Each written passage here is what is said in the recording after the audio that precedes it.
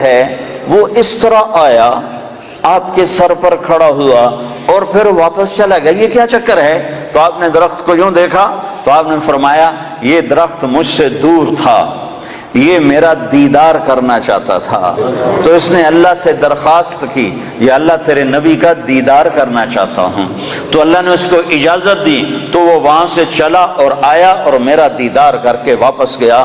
یہ میرے نبی کی نبوت ہے۔ بے جان چیزوں پر، بے جان چیزوں پر، سردی کے موسم میں آپ نکلے، سردی کا موسم، کھجوریں گرمیوں میں ہوتی ہیں، سردی میں کھجور نہیں ہوتی۔ کچھ صحابہ بھوک بیٹھے ہوئے تھے، آپ نے فرمایا کیوں بیٹھے ہو؟ کہا جی بھوک لگی ہے۔ آپ نے فرمایا مجھے بھی بھوک لگی ہے۔ ابو بکر عمر نظر آ گئے، کیوں باہر ہو؟ کہا جی بھوک لگی ہے۔ آپ نے کہا مجھے بھی بھوک لگی ہے۔ تو اب کافی سارے اکٹھے ہو گئے جن کو بھوک لگی تھی، تو آپ نے حضرت علی سے فرمایا علی یہ سامنے کھجور کا درخت ہے، اس کے پاس جاؤ اور اس سے کہو تمہیں اللہ کا رسول حکم دیتا ہے ہمیں تازہ کھجوریں پیش کی جائیں۔ ہائے ہائے، جس کی درخت مانے اس کی ہم نے نہ مانی۔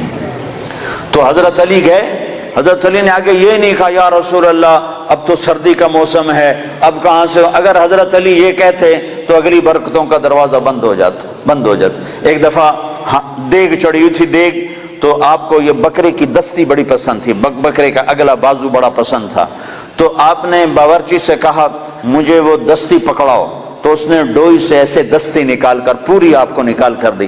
آپ نے ایسے دونوں ہاتھوں سے پکڑا اس کو اور اس کو نوچ نوچ کے کھانا شروع کیا اور ساری کھا کر پھینک دی۔ پھر آپ نے فرمایا دستی پکڑاؤ، تو اس نے دوسرے نکالی اور آپ کو پیش کی۔ آپ نے یہاں سے یوں پکڑا اور اس کو نوچ نوچ کے کھایا اور اس کو پھینک دیا۔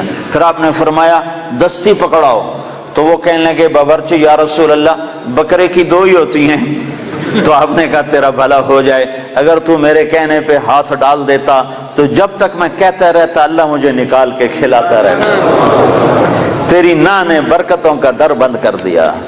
تو حضرت علی اگر یوں کہتے یا رسول اللہ سردیوں کا زمانہ کھجوریں کہاں سے آئیں گی، تو برکتوں کا در بند ہو گیا تھا۔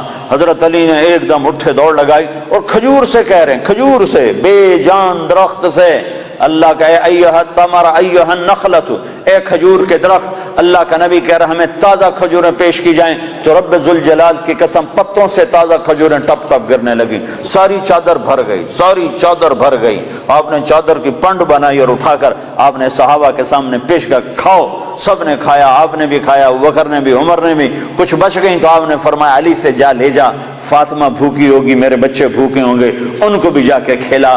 یہ میرے نبی کی نبوت ہے کہ بے جان پر بھی نبوت، جاندار پر بھی نبوت، مردہ پر بھی نبوت، زندہ پر بھی نبوت۔ ایک بدو گوہ ایک جانور ہے، اتنا بڑا ہوتا ہے جتنا میرا بازو ہے، اتنا بڑا ہوتا ہے، وہ چھپکلی کی طرح ہوتا ہے، چھپکلی سے کوئی 10-15 گنا وہ بڑا ہوتا ہے، 20 گنا بڑا ہوتا ہے۔ گوہ بڑا خوفناک سا جانور ہوتا ہے، جنگلوں میں ہوتا ہے، صحراؤں میں ہوتا ہے، تو عرب وہ کھایا کرتے تھے اسلام سے پہلے۔ تو ایک بدو ایک گوہ کا شکار کر کے جا رہا تھا، جب اللہ کے رسول کی مجلس پر نظر پڑی تو وہاں سے لوٹ آیا۔ وہ کہنے لگا تو ہے جو کہتا ہے میں اللہ کا نبی ہوں؟ آپ نے فرمایا ہاں میں ہوں جو میں کہتا ہوں میں اللہ کا نبی ہوں۔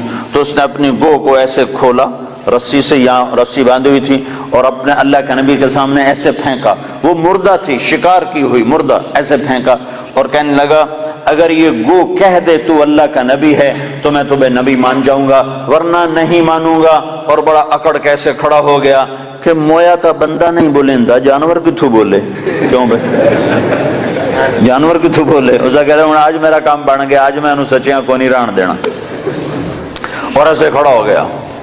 تو وہ گو ایسے پڑی ہوئی مردہ، تو آپ نے ایک نظر گوہ پر ڈالی اور آپ نے کہا یا رب، سبحان اللہ، یا رب، اے وہ۔ تو گو نے آنکھیں کھولی، بھلے زندہ ہوئی، اللہ نے زندہ کیا، آنکھیں کھولی، جانور بولا نہیں کرتے۔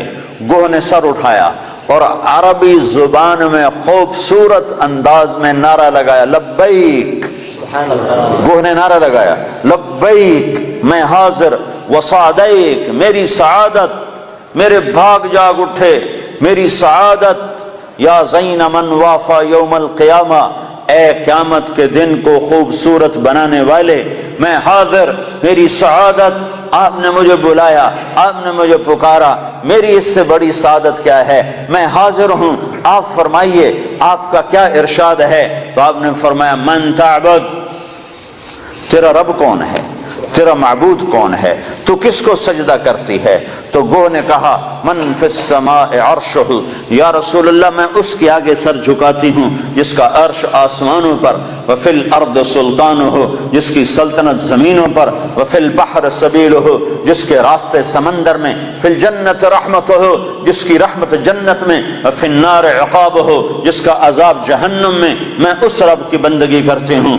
آپ نے فرمایا من انا، میں کون ہوں؟